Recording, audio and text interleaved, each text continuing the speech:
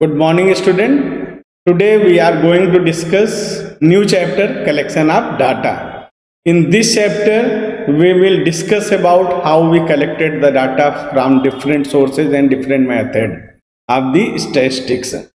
तो स्टैटिक्स को हम लोगों ने लास्ट चैप्टर में टू सेंस में पढ़ा था. One is purer sense and second is the singular sense. जब प्यूरर सेंस में हम लोगों ने पढ़ा था तो क्या इसकी डिफिनेशन थी? Statics means data are quantitative information capable of some meaningful conclusion. तो हम लोगों ने देखा था कि जो डाटा का कलेक्शन था उसको जब हम लोग करते थे उससे कोई मीनिंगफुल कंक्लूजन आना चाहिए, तभी वो हमारे लिए स्टैटिक्स की है. अदरवाइज जो वो इन्फॉर्मेशन है वो स्टैटिकल इन्फॉर्मेशन हमारे लिए बिल्कुल भी नहीं है, उसका स्टैटिक्स से कोई लेना देना नहीं है. तो ये डाटा कलेक्शन हमने पहले ही बता दिया कि ये दो सोर्सेस से करेंगे. एक प्राइमरी सोर्स होगा और दूसरा क्या होगा? सेकेंडरी सोर्स होगा. हम लोग इसको स्टार्ट करते हैं source of data. First is primary source and second is the secondary source. Primary source of data क्या होता है? It is that data which is collected from its source of origin. It offers first-hand quantitative information related to the statistical study. ये first hand information होती है. इस information में हमें किसी भी प्रकार कोई एजेंसी, कोई न्यूज़पेपर, कोई मैगजीन, कोई इंस्टीट्यूशन, किसी की जरूरत नहीं होती. ये जो कलेक्शंस होता है वो डायरेक्ट कलेक्शंस होता है. और जो इन्वेस्टिगेटर होता है वो खुद ये डाटा कलेक्ट करता है. इस डाटा को कलेक्शंस के लिए उसको किसी भी प्रकार के इमीडिएटर्स की जरूरत नहीं होती. That's why it is known as the first hand data. Secondary जो डाटा होता है, सेकेंडरी डाटा क्या होता है? It is the data which is collected from the some agency और institutions which already happens to have collected the data through statistical survey. It does not offer first-hand information related to statistical study. We are really on the information which is already exist. तो ये वो information होती है जो पहले से ही है. वो इंफॉर्मेशन हमें कलेक्ट नहीं करनी, वो हमें डिफरेंट मैगजीन से, डिफरेंट बुक से, न्यूज़पेपर से या other sources of collection of data से हम इसको लेते हैं और डायरेक्ट इसका हम लोग यूज कर लेते हैं. इसमें किसी तरह का हमें कोई एफर्ट करने की जरूरत नहीं होती. तो ऐसे जो डाटा होते हैं उनको हम लोग सेकेंडरी डाटा कहते हैं. That's why it is also known as the second hand data. इसको सेकेंड हैंड डाटा भी कहा जाता है क्योंकि इसकी जो डाटा की इसमें कितनी ऑथेंटिक है ये डाटा, ये कितना हमारे लिए यानी कि बिल्कुल लॉजिकल है, इसमें बहुत ज़्यादा हम लोग फोकस नहीं करते हैं. हम जो इन्फॉर्मेशन लेते हैं कई बार ये डाटा जो होता है उतना ऑथेंटिक नहीं होता, फिर भी हम लोग यूज कर लेते हैं. कई बार ऐसे डाटा आ जाते हैं जो फेक होते हैं और वो वायरल होते रहते हैं पूरी तरह से, और बाद में पता चलता है कि ये जो डाटा था वो कैसा था, फेक डाटा था. तो सेकेंडरी डाटा में जब हम लोग किसी अच्छी एजेंसी इंस्टीट्यूशन से लेते हैं तो वो ऑथेंटिक होता है, लेकिन उसकी भी ऑथेंटिसिटी हमें खुद नहीं मालूम होती कि किस लेवल पर उसने ये कलेक्शंस किया था. जस्ट लाइक जब आप इलेक्शंस होते हैं तो इलेक्शंस के समय तमाम न्यूज एजेंसियां क्या हमें बताती रहती हैं कि कौन पार्टी कितनी सीट जीत रहे हैं, कितना, तो क्योंकि उनके डाटा कितने ऑथेंटिक हैं वो न्यूज एजेंसियां ही जानती हैं. तो वो उतना ज़्यादा हम लोग उसमें नहीं जान पाते. तो अब हम लोग देखते हैं इसमें प्राइमरी डाटा जो होता है. Primary data source of collecting data offer us primary data means the information which is collected from the source of origin. इसका मतलब कहाँ से कलेक्ट हो रही है? सोर्स ऑफ ओरिजिन से. Primary data that's why it is known as the first of hand data. इसको जो कलेक्ट कर रहा वो पर्सन कौन सा है? जो खुद उस इंफॉर्मेशन को मैनिपुलेट करेगा, उन इंफॉर्मेशन को जानेगा, उसका पूरा उसको डिस्क्राइब करेगा, उसी को हम लोग क्या कहेंगे? फर्स्ट हैंड डाटा होगा. सेकेंडरी डाटा क्या होता है? Secondary data collecting data offers a secondary data means the information which is collected from somebody else called secondary data और सेकेंड हैंड डाटा. ये जो दूसरों से लिया है, हम पहले ही बता चुके, न्यूज़पेपर, मैगजीन और इस तरह अदर सोर्स से लिया गया हो तो उसको सेकेंडरी डाटा कहते हैं.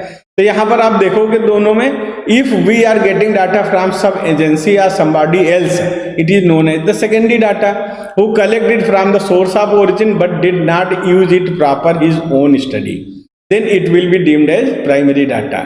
तो इसको जो लोग कलेक्ट कर रहे हैं, कलेक्ट करके खुद उसका यूज कर रहे हैं, खुद उसका यूटिलाइज कर रहे हैं और या उसका नहीं भी यूटिलाइज कर रहे हैं, लेकिन जिसने कलेक्ट किया है उसके लिए वो कौन सा डाटा था, प्राइमरी डाटा था, तो उसको हम लोग प्राइमरी डाटा कहते हैं। अब हम लोग इसके 3 डिफरेंसेस देखेंगे primary data and secondary data के। तो फर्स्ट डिफरेंस क्या है, difference in originality. Primary data are original because they are collected by the investigator from the source of their origin. ये ओरिजिनल होते हैं क्योंकि इसको कौन कलेक्ट करता है, जो इन्वेस्टिगेटर होता है वो डायरेक्ट उस सोर्स से कलेक्ट करता है जहां से उसको लेना है। जैसे एक एग्जांपल ले लेते हैं, अगर मुझे आप लोगों का जानना है कि होमवर्क कौन कितना कर रहा, किस क्लास में कितने बच्चे होमवर्क कर रहे हैं, कितने नहीं कर रहे हैं, या पूरे स्कूल के क्लास का डाटा लेना है, तो अगर मैं जाके पर्सनली उस क्लास के बच्चों से मिलूं और पर्सनल बच्चों से या बच्चों को फोन करूं और उनसे डायरेक्ट पूछूं कि कौन होमवर्क कर रहा, क्या कर रहा, उसके सोर्सेज को क्लियर करूं, तब हमें जो डाटा कलेक्ट होगा वो प्राइमरी होगा। लेकिन अगर कोऑर्डिनेटर के पास इंफॉर्मेशन है या केवल यानी क्या कहते हैं क्लास टीचर के पास, उससे मैंने डायरेक्ट मांग लिया, तो वो शायद डाटा मुझे मैनिपुलेट भी करके दे दे, मुझे ये भी नहीं पता रहेगा उसका डाटा कलेक्शन का मेथड क्या था, उसने सही से डाटा किया, उसने एफर्ट सही से किया कि नहीं, वो सारी इंफॉर्मेशन हमारे पास नहीं होगी। तो सेकेंडरी डाटा क्या होता है, ऑलरेडी एग्जिस्टेंस होता है और देयरफॉर आर नॉट ओरिजिनल, इसलिए हम उसको कह नहीं सकते कि ये बहुत ओरिजिनल है, ऑथेंटिक है, क्या है, ये तो उसके ऊपर जो कलेक्ट कर रहा था वही इसको जानता है। जबकि प्राइमरी डाटा हमने खुद कलेक्ट किया, आई नो अबाउट इट। फिर सेकेंड है डिफरेंस ऑफ ऑब्जेक्टिव, दोनों के ऑब्जेक्टिव में डिफरेंस है। Primary data is the first hand data which do not need any adjustment for the concern study. जो स्टडी हम कर रहे हैं जिसके बारे में इंफॉर्मेशन, तो हमें कोई एडजस्टमेंट की जरूरत नहीं, क्योंकि मेरा ऑब्जेक्टिव क्लियर है कि मैं ये डाटा इस पर्पस के लिए कलेक्ट कर रहा हूं और यही पर्पस हमें इसमें सॉल्व करना है, इसके अलावा कोई दूसरा पर्पस हमें सॉल्व नहीं करना है। जबकि सेकेंडरी डाटा क्या होता है, have already been collected for some other purpose, so it need to adjustment for the concern study.